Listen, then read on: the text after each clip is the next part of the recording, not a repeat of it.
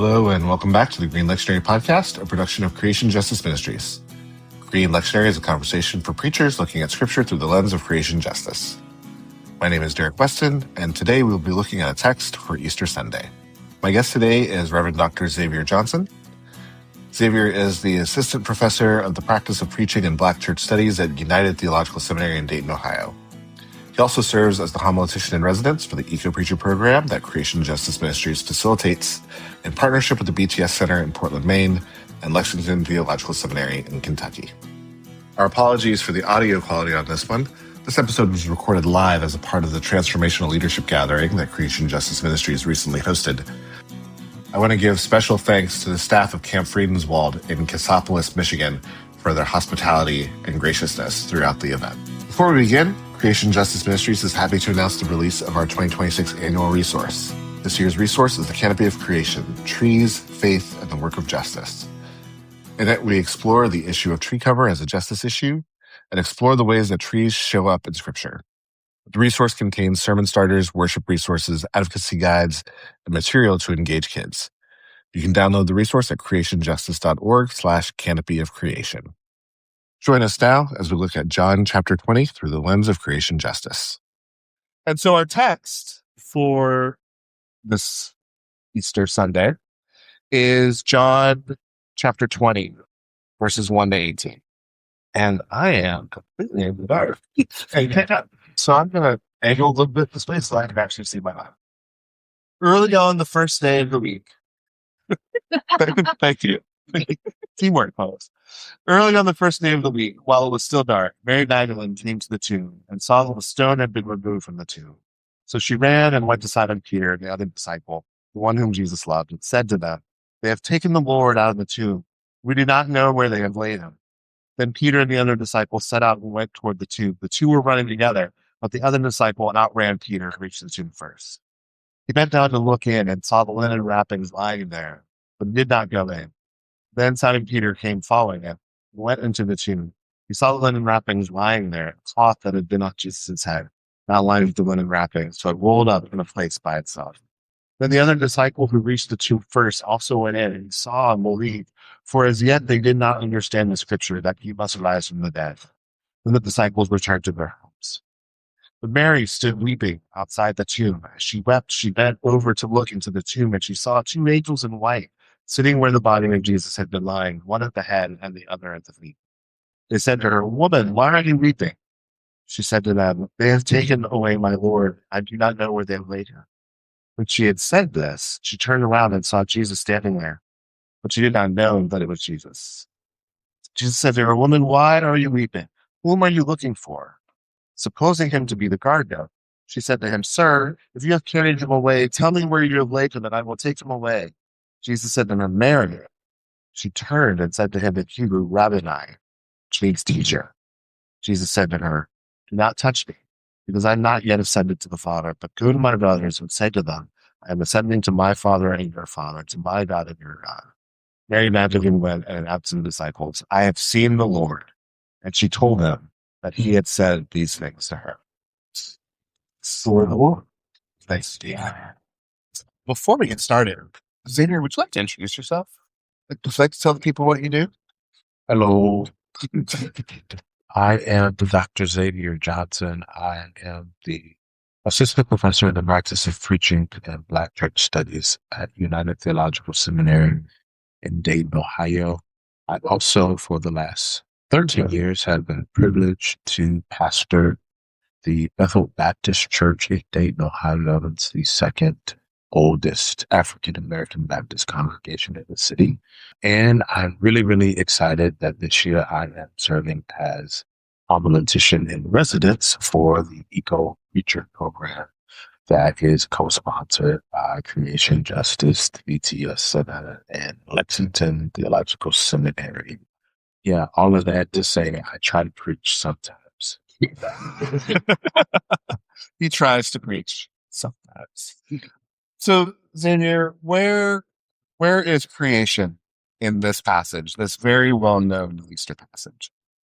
Yeah, man. So, and y'all have to forgive Derek and I. We've done this before, and it kind of turns into a whole different kind of thing. So, just be cool.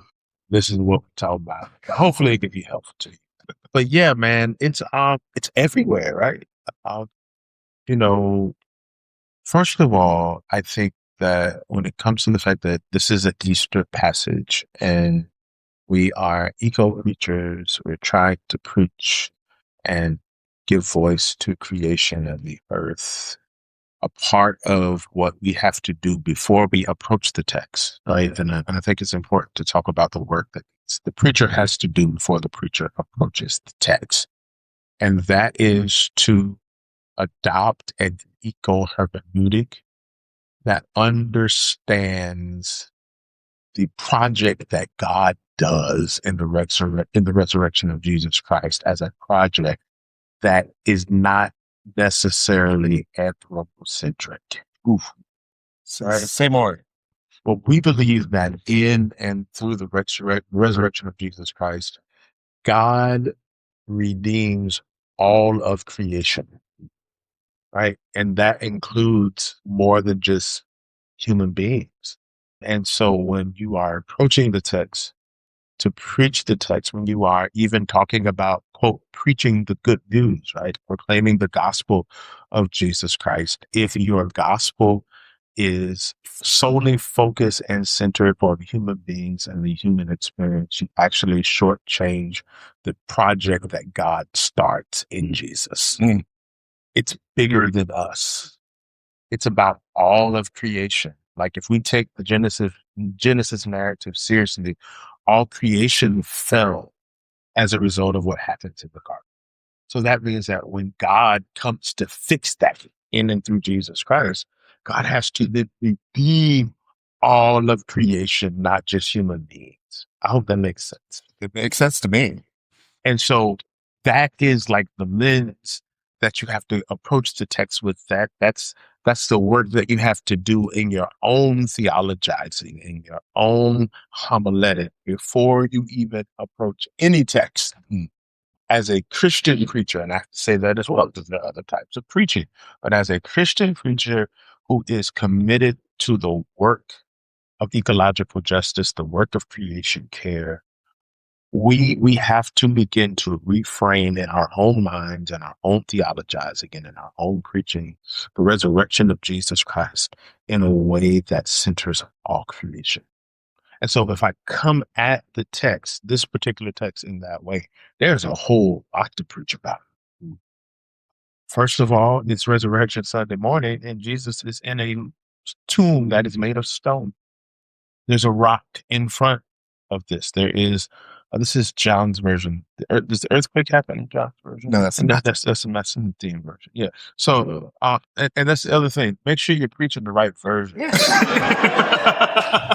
No, I'm serious. People try to harmonize these things in ways that do violence to what the original writers intended. This is the Johannine version. So it was written to a particular community that was actually far removed from the communities that received the Q document, the Markan document, the Lucan document, and the Matthean document. So you don't want to try to blend all those together into one because they have different functions. You know, this is just a freebie.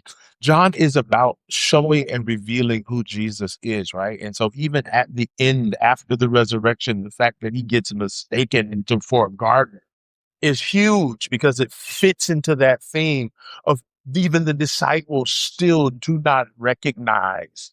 And so Jesus is constantly having to be revealed again in John's. Everybody okay? Y'all keeping up? You all right? And so what we talking about? Yeah, where's creation? Yeah.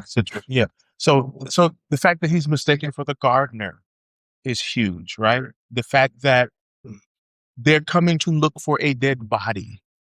Death in and of itself is a part of the natural order of creation. And so all of those things are things that I'm preaching this and more, right?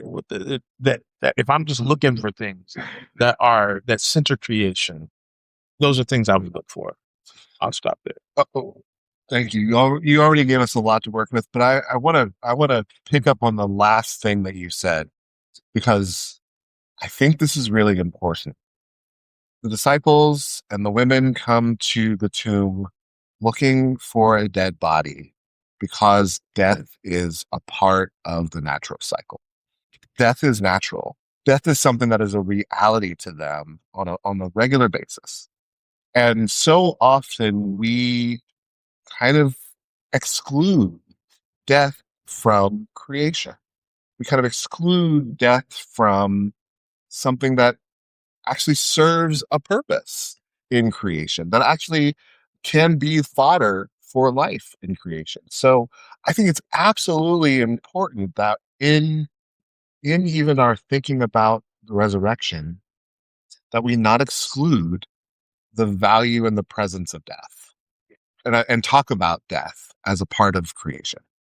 Yeah, so I'm a Baptist, and we specialize, particularly in my tradition, on getting up on Sunday morning and telling folks that he died. It's a real thing, right? And it's not a caricature. There is a real theology in death and in naming the fact that Jesus did not swoon, he did not faint. Jesus died a real human death in the way that everything in the created order dies, right? Leaves die, trees die, insects die, birds die, fish die, butterflies die, flies die, ants die. You get the picture? Human beings die.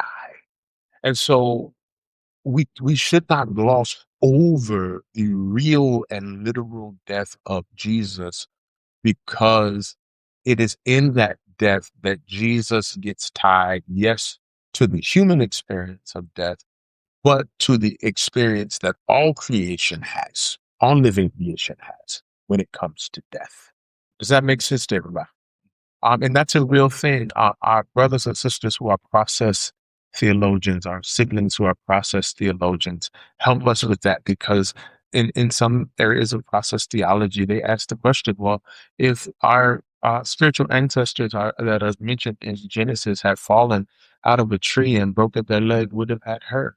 Yes, it would have hurt her, right? It would have hurt. It's a part of what it means to live in creation and live in the created order. They even go as far as to say, yes, they would have died. Think about that. Think about the planet and where the planet would be today if no living thing had ever died. There would not be space. There's a book. If we just talking, I told you I didn't do this. I read a book I was convalescing after a medical procedure. I read a book called Death with Interruptions. It's by a South American author. It's about a day when death decides to go on like vacation. Yeah, death is a woman. She decides she's going on vacation. And so there's this city where nobody dies. And you can see the immediate problem. Mm. Resources get overtaxed. There are people with things that would have been terminal the day before death decided to go on vacation. But now they just live in this suspended state of agony and suffering. And so when we talk about what happens on Good Friday, we don't want Jesus to remain on the cross suffering for all eternity. He died. And that's important because it's a part of the circle of life of the created order. Yeah. And I'm glad we're having this conversation, because I just feel like that is something that it's really easy to gloss over. It would be really easy to gloss over in an Easter sermon, right? Really easy to say, let's skip to the good part and let's talk about the good part. Hold on, Derek. Yeah, Before we leave that, please do the homiletics professor a favor. If you're preaching a Good Friday sermon, leave Jesus dead. Y'all looking at me funny. No, don't run to Resurrection Sunday. A part of I appreciate brother that worship today. He was talking about lament, right?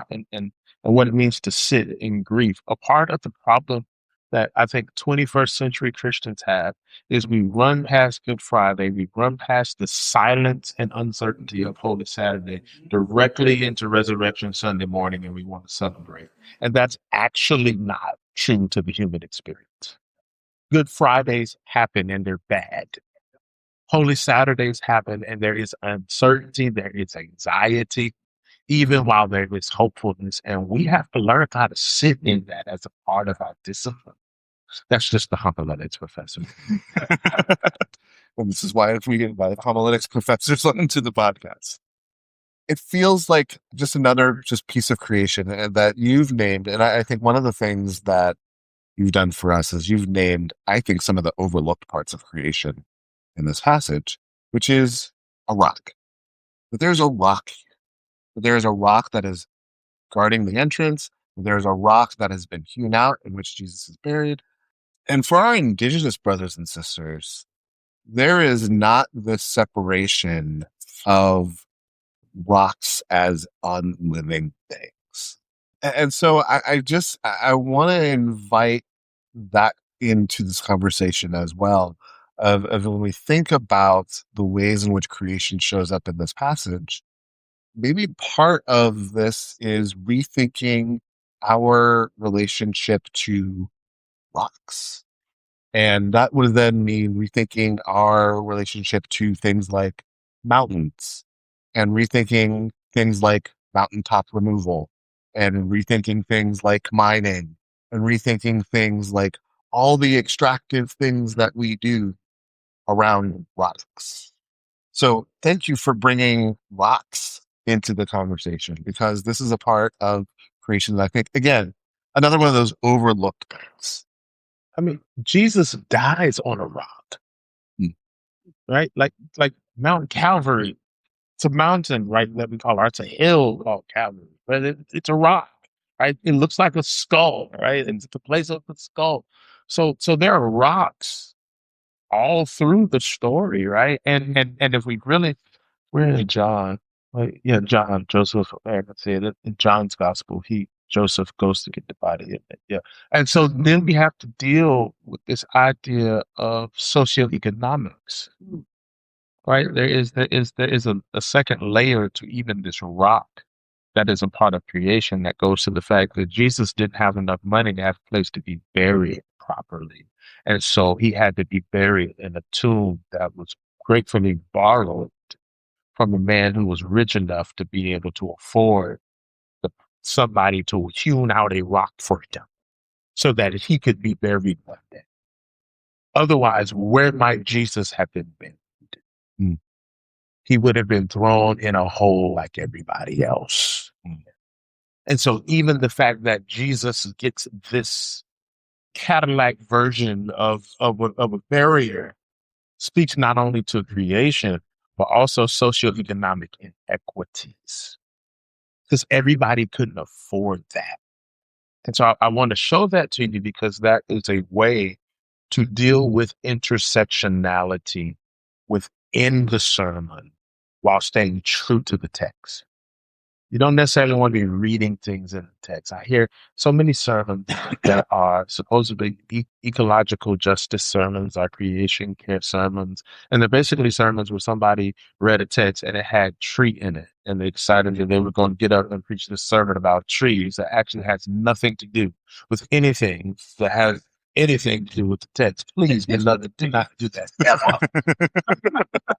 Do not. No, it's because the text has the word water in it doesn't mean that is the text you need to use to talk about the oceans and the seas and rising water across the world. Does that make sense? So I think it's important that you actually attend to the details of the text, because oftentimes when you attend to those details, you find points of intersectionality. Now I'm gonna push the conversation a little further because I'm a Black man. This is how I'm embodied. What? Right, bro? For real, right? News. But I pastor a church predominantly composed of Black women. And so when I read text, I try to call in other points of view that I'm not going to read the text like a Black woman. So if I'm reading this text, I'm calling in some of my womanist and eco-womanist and eco-feminist sisters and siblings to help inform my view of the text, right? Because particularly my womanists, right? Because they're going to come in and they're going to talk about those three different lenses, right? Because in this text, I got a woman who's a woman of color, and I got a woman who's poor, and she's in the text. I don't know what that means. I don't know what that looks like. So I call on, and so I say that to encourage you to find theologians and writers and thinkers and commentators who come from a different social location and theological worldview than you do, so that you could have a richer read of the text, a more informed read of the text. Why? Because we all have blind spots. And how many times have we heard this text preached and poor Mary becomes a secondary character when you actually read it? She's the primary character and is the actual first herald of the gospel. She is the first preacher. You want to know what the gospel is? I saw the Lord. No, really, no. That's the good news. Go tell my brothers. Now, don't say it. Men were somewhere hiding. They were not there. They were not brown. And so Jesus has to tell Mary, go tell my brothers. And she go, listen, you want to know what it means to preach the gospel? You know what it means to declare the good news on Sunday, Wednesday, any day? It's to tell people, I have had my own experience with Jesus. I have seen Jesus for myself, and I know that Jesus is alive because he's alive in me. That is the gospel. And Mary Magdalene is the first person, at least in John's gospel, to declare that good word and and proclaim that good news. And so that is another way that you can read the text. It's fun, isn't it? Yeah. Did I mention that Xavier's preaching tomorrow? Don't. So you kind of jumped ahead, because one of the places where I wanted to go was this question of where are humans interacting with the non-human creation. And it's really important what you just said, is that the primary interactions that are happening in this text are through the lens, eyes, experiences of a woman, a marginalized woman, a woman on the fringe of this culture. And how often is the Easter sermon preached from that vantage point? And how often, as we think about the ecological crisis, how often are we ignoring the experiences of women of color as they are experiencing firsthand what is happening to our climate changed world? And so I think being able to make that comparison, draw those lines together, I think is a really important step that you've kind of taken us down that road. So thank you for getting us there. I was going to ask a question to set it up, but you already got us there. So thank you. No worries, man. Best I can. Here's some doors. But no, man, I think that's, I mean, just even talking about how and why she would have recognized him as the gardener. And what does that mean, right? And what was the status in this agrarian society, ancient world of the gardener, right? Who was the gardener? Spend some time think, well, why would she think this person is the gardener? And what does it mean to have spent so much time with Jesus and still not be able to recognize it? And what grace do we find in the text? That even when we don't recognize Jesus, Jesus recognizes us and reveals himself to us anew every time. That's the miracle one of the miracles of the resurrection, is we get to experience Jesus anew. We get to see Jesus from a different angle. The last time she saw him, he was dying. The last time she saw him, he was dead. Now, there's another piece of nature that we don't talk about. that we don't preach about. Now, if you really want to use some guerrilla hermeneutics,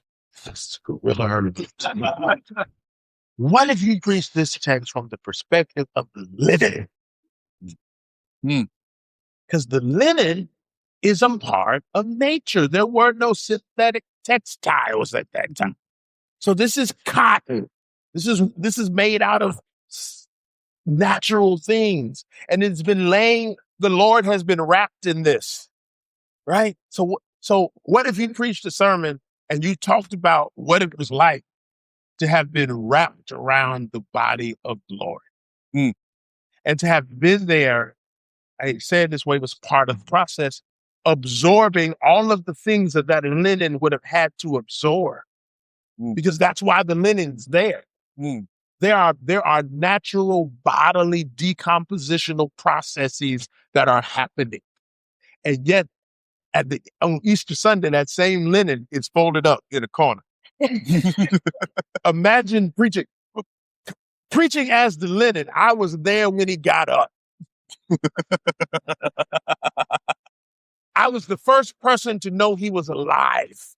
Why? Because I felt the condensation of his first breath, because it came through me. See that? That's fun. So I told you, guerrilla hermeneutics. That's fun. It's fun. And it also, it humanizes Jesus in a way that I think, I'm a Howard Thurman fan. Do I got any other Howard Thurman fans? Yeah, I'm home. Okay. What I love about Thurman is Thurman doesn't want to debate the divinity of Jesus with anybody. What Thurman wants to talk about is the humanity of Jesus and the things that Jesus accomplished in his ministry, not in spite of his humanity, but because of his humanity. And so dying and coming back to life is a human thing. Think about it. This respiratory process, all of these things that we do as human beings. And so when we start talking about this first breath that Jesus takes, think about a time when you took a breath. And what does it mean to be Jesus opens his eyes after being, think about when you're asleep and you don't wake up dead. You'll catch that later. The first time you open your eyes, how does it feel after you've been in bed too long to get up? Because at this point, for most of us, the closest thing we get to death is sleep. And the closest thing we get to the resurrection on this side of eternity is waking up. Does that make sense, everybody? Anybody scared, confused, need a All right. What else? What else we talking about? Well, we've talked about so many things. By the way, I hope that somebody preaches that linen sermon and sends it to me. I want to hear it. We're getting low on time. So let me ask this question. Thinking about all of the ways in which we've seen creation in this text and the ways in which we've seen humans interacting with the more than human creation, where is there a call to action, particularly for those of us who are thinking about creation justice? Where is there a call to action in this Easter text? Well, that goes back to where we started with power, right? And this understanding of the resurrection in a way that decenters human beings and centers the benefit of the resurrection for all of creation, right? God in and through Jesus Christ redeems all of creation. And so when Jesus says, go tell my brothers, now we know he's talking about the boys who are scared, right? Like everybody but Thomas. Thomas is just out. Right? He's not in there. Like the 10, right? He's talking about the 10. But what if we expand that, brothers, to tell my kin? And so what does it mean to tell the waters that I've seen the Lord? To go tell the trees that they're trying to cut down so they can build another parking lot that I've seen the Lord. What does it mean to tell a polar bear?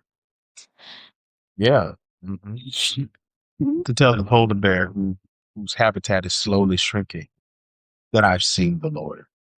How do we do that? And I think if we expand our understanding of the nature of the resurrection and the importance of the resurrection to being beyond just anthropocentric, then we're not just telling human beings that we've seen the Lord, that we've had this. And seeing the Lord, I got to add 45 seconds to the podcast. Seeing the Lord is not just that I saw the Lord with my physical. It is an existential experience that changes you. Saying I saw, trust me, Mary was never the same. You ever seen a dead man come back to life? Trust me, never the same. Mary is never the same. His history is never the same. And so when we say that we saw the Lord, we are testifying and bearing witness to an experience that has transformed not just our life, but all life and all creation. And so when we go to give that testimony, we don't just go to human beings. We go to the mountains and give it. We go to the rivers, give it to the flowers, we give it to the birds. Because God, in and through Jesus Christ, redeems all of creation, not just humanity. Okay, I think we've done. I mean, you could be. Unless you got some more. I'm here till Thursday. I'm here. But that what you just said was so beautifully said, so beautifully stated. Because if I tie all of the things together that you've said, the resurrection of Jesus Christ redeems that rock, redeems that linen, and redeems death. All of those elements of creation that we talked about, all of that is redeemed. And therefore, and if death can be redeemed, then all of creation can be redeemed. All of creation can have the experience of new life. I mean, what you're inviting us into is a total reorientation to what the resurrection actually means for us. Because it's not just about my soul escaping my body and going to heaven. It's about this world that I live in physically day to day as a human, finding its purpose, finding its meaning, finding its redemption, finding its wholeness, finding its joy. In Jesus Christ. In Jesus Christ. Yeah, like remember in John, Jesus says that if you know me, you have eternal life. There is no pie in the sky in John where we all die and go get wings and float around. No. Jesus in John's gospel is the culmination, is the consummation of life. Jesus is, so to know him for everything, right? But to your point, James Cone would tell us that it is the resurrection of Jesus that even redeems the wood cross. Other than that, it's just capital murder by the state. If Jesus doesn't get back up, everything means nothing. It's just human beings doing the evil that human beings do. It is the resurrection on Sunday that even redeems the wood on the cross. Yeah. It redeems the leather in the cat of nine tails. It redeems the crown of thorns. It redeems the sponge with the vinegar. All of those things are natural things, by the way. So that's your Good Friday. So see, now you got it. You up. All right. Xavier, thank you. Thank you for this.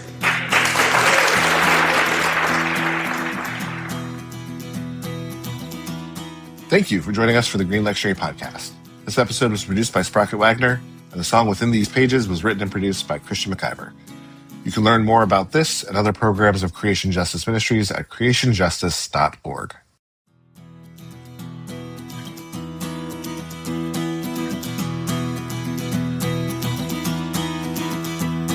Our story comes alive within these pages, for every time and place throughout the ages. God speaks and is heard, and the enduring word calls us to care for our world as we share the love that can set creation free. Restoring the earth to wholeness, peace, and harmony. Let the songs of the water, land, and sky resound, 'cause together we're all bound within these pages. There's always new life to be found.